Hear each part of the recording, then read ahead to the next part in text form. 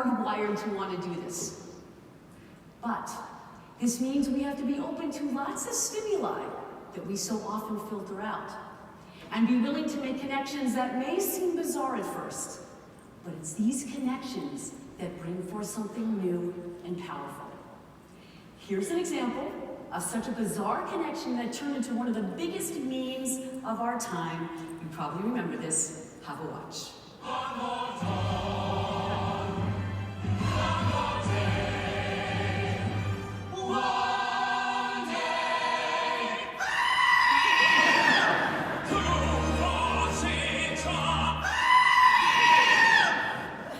Okay, so you're probably thinking, what was that? And what does it have to do with me? I'm a banker. All right, let me start from the beginning. As I said before, ideas arise when we look for the links, we make connections. At the level of neuroscience, this happens when synapses fire up in our brains. Those are the connections between the neurons. But here's where it gets super interesting. Because neuroscience tells us that the more we're exposed to random, unrelated stimuli, the more connections our brains will make. We seek to make connections, we dig it. Leonardo da Vinci discovered this centuries ago.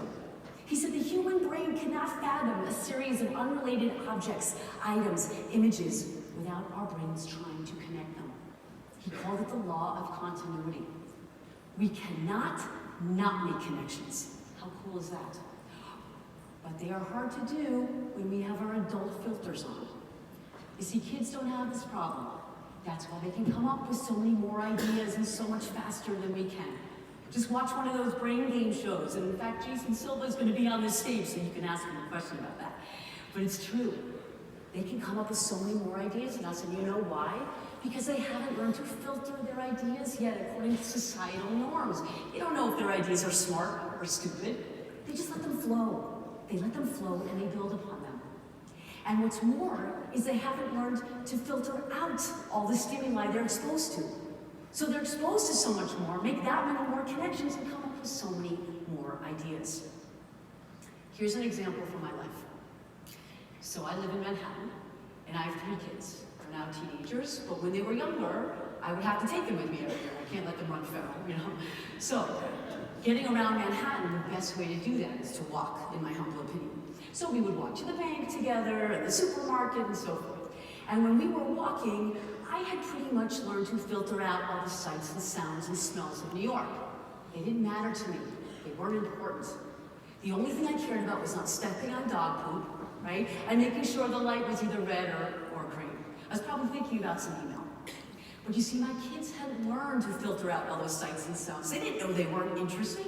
So not only were they not stepping on dog poop, but they were making sure that they saw the illegal posters on the wall and the screaming fire engine going by. And so because they were exposed to so much more, they made that many more connections and their conversations would go wild. Now the final reason kids come up with so many more ideas than us adults is they're not bound by the rules of order and logic like we are. So anything goes together, anything. You want to put the dinosaur in the Barbie bathtub? Go ahead. Anything. As long as there's a connection, as long as there's a link. Nothing clever or insightful is put together at random. There's got to be something that connects these disparate worlds. Here's a hypothetical example. Let's say I own a candy company, and I want to come up with a game-changing candy idea. Not like an iteration. You know, I'll replace the cashews with peanuts. No. Something totally different. So I listen to Posner's speech, and I go, okay, I'm going to look for the links. I'm going to try to connect my world of candies to totally different worlds. Maybe it's fashion, maybe it's sports, maybe it's books, household items. Note to self, I often bring household items to my brainstorming sessions because they're affordable, right? Okay, so let's actually focus on household items. How about a pillow? Nice, fluffy, white pillow. Okay, so I'm gonna try to connect a pillow to my candies. Let's start with gum. Gum and pillows. Let's see. Ooh, my brain is trying too hard. By the way, your brains are really smart. They don't have to work that hard. If you don't see a connection, it's just random. Forget it. Keep the pillow, forget the gum, go with chocolate. Okay. Chocolate and pillows. Chocolate and pillows. Well, pearls are kind of comforting and soft and relaxing, and chocolate gives me that serotonin hit, right? It makes me feel kind of good. Ooh, I have an idea. What if I made a chocolate just for bedtime? Stripped it of its caffeine, put some melatonin in it, it would be the chocolate for turn-down service everywhere. There's an idea. Or wait. What if I created a chocolate truffle that feels like a chocolate pillow in my mouth? You can kind of hear the Dove ad, right? Looking for the links as a tool for creativity explains why my world, the digital space, is such a playground for new ideas. And yeah, we got cool toys like VR and 3D printing, but really, it's because of all the stimuli we're exposed to. You see, as soon as you jump into the World Wide Web, you're exposed to a whole array of articles and images and clips. And they may be from a world away or your own backyard, or from yesterday or today. And there's very little filtering by some outside source. Luckily, more now, but not like, in the traditional systems, right? So if a picture isn't filtered so well, so what? It's still in there, right? If a video's kind of wacky, it's still in there. So you're exposed to all of this stuff, and you read something over here, and you watch something over there, and your synapses start firing, and you make these connections, and boom, you come up with these amazing ideas, and it's here where this makes perfect sense. Why? Now, a couple of years, more than a couple of years ago, more like a couple of decades ago, if you're old like me, you remember that Les Mis was a big Broadway production, right? And then it made its way to Hollywood, and it was this big film with these serious actors singing these serious songs. And then clips of that made its way to the internet. So someone was roaming around the internet and happened upon these two songs from Les Mis and noticed something. That the high note of these two songs is a B flat. And that triggered something inside of him because there was no way he wasn't exposed to that crazy screaming goat meme whose end note is a B flat. Aha, there's a connection, and what's more, who doesn't like to make fun of people who take themselves a wee bit too seriously? So he downloads the videos, he splices them, he edits them, he uploads them, and he shares them with the world, and people love them. And how do we know they love them? Because not only do they watch them, but they share them, and what's more, it triggered their own sense of creativity. Hence all the iterations of the screaming goat with singers with B-flats in their songs who take themselves a wee bit too seriously. Like, Taylor Swift, Whitney Houston, and the list goes on and on into today. I'll let you see the Whitney Houston version for some fun. I wish you joy and happiness. But above all this, I wish you love.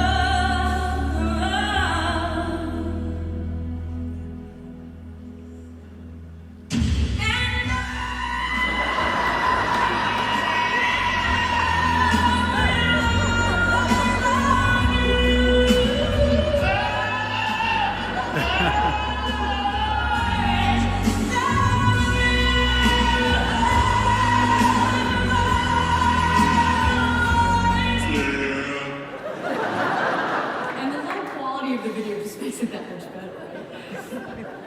Now, if you think this mixing and matching and looking for the links is a bunch of millennial play, think again. Because when brands get into it, then you know it's for real. Now, I have a great example of Chanel. I don't have time to share it with you because I found something better, but if I see you at cocktail hour, I will tell you the whole story. Why? Because I have to share with you this example. I just found it. Oreo. Everyone has seen an Oreo commercial, and everyone knows before they even see it what's going to happen, right? It's a family moment. You dunk the Oreo in the milk, and everyone smiles. So Oreo said, we got to do something different. We got to look for the links. And they stepped out of their cookie world, and they looked at what's going on, and they noticed what's pretty big right now, right? Game of Thrones. Who here saw the premiere yesterday? Anyone? Good, you have a life. Okay, well, some of you. Don't worry, I watched it too, but I came home to it. But anyway, who here has seen Game of Thrones, period?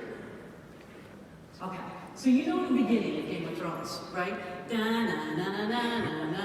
Okay, and what you see going on are all the kingdoms being built up in like really fast motion, kind of like Legos, right?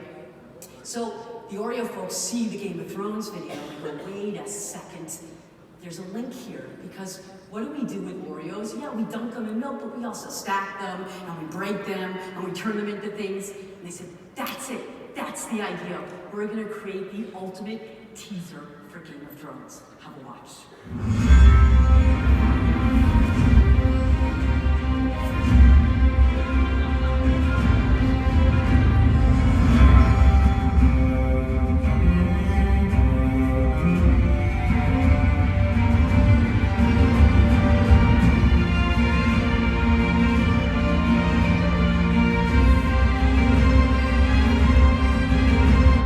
I had to stop it, I'm so sorry, it's so good watching on your own.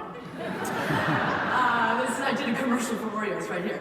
Now, if you think about it, we mix and match and look for the links in our regular lives probably all the time. Like if you're a gourmand, that's what fusion flavors are all about, right? You're mixing ingredients and spices from different cuisines to come up with a new dish. Or maybe you do this with your clothing. Like maybe you just bought a blouse and it has a certain color scheme or pattern. And it goes with this particular set of outfits, but it actually looks pretty good with that old blazer I had from 10 years ago. Boom, new outfit, new idea. Now, just as I say, bring different worlds together to come up with ideas. Also, bring different brains together.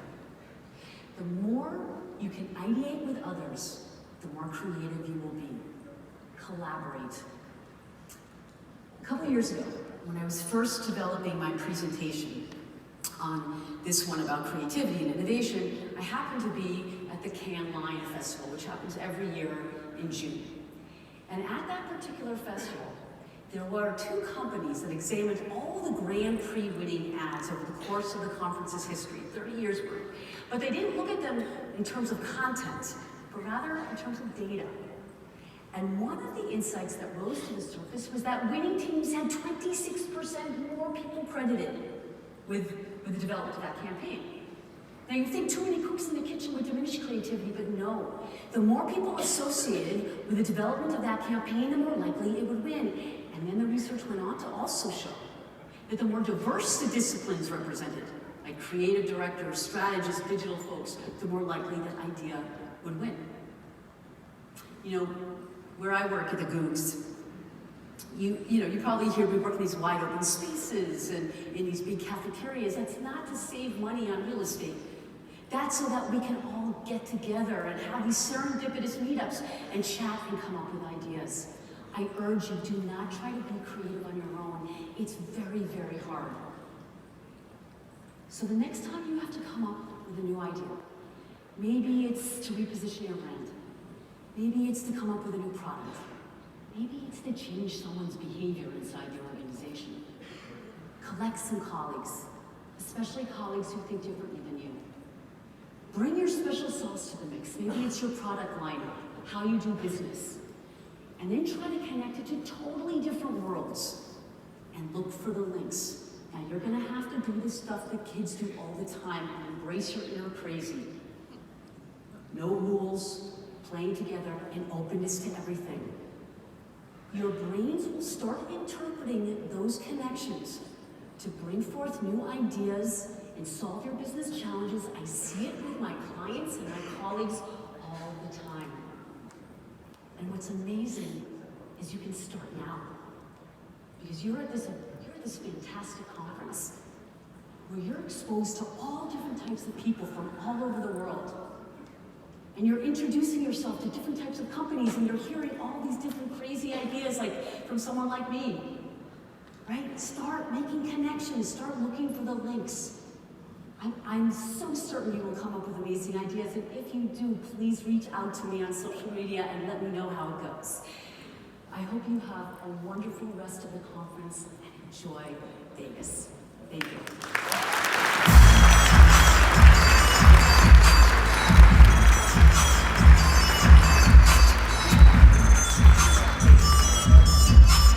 Next, to take the format stage, the former head of training at Disney University, Mr. Doug Levy.